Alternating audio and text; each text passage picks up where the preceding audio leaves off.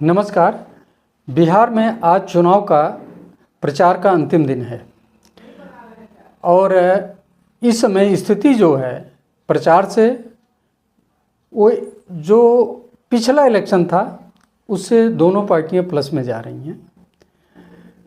41 से लेकर 43% के बीच में बीजेपी की वोटिंग रहेगी, एनडीए की, और 37 से 39 के बीच में इंडी गठबंधन की रहेगी और 20% के बीच में सभी अन्य पार्टियां रहेंगी। इसमें जो भी वोट बढ़ रहे हैं वो कहीं न कहीं बीजेपी के भी वोट जनस्वराज काटेगा और इंडी गठबंधन के वोट जनस्वराज के साथ साथ ओवैसी भी काट रहे हैं और बीएसपी भी काट रही है।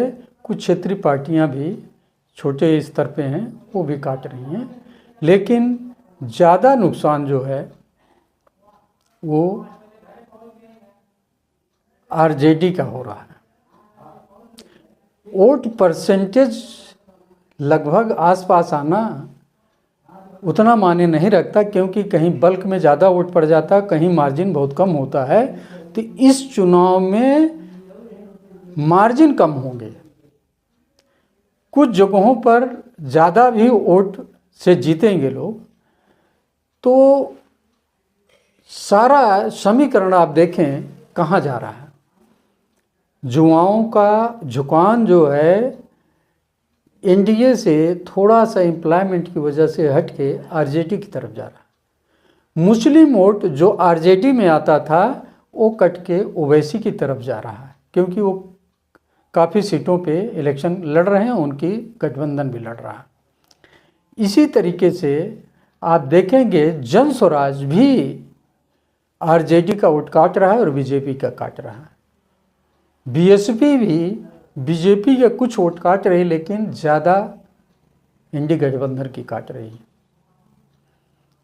तो ये जो कटने की प्रक्रिया है ये भी थोड़ा असर डालेगा। तो ये असर अगर पड़ता है तो सीटों में भी काफ़ी अंतर दे देगा।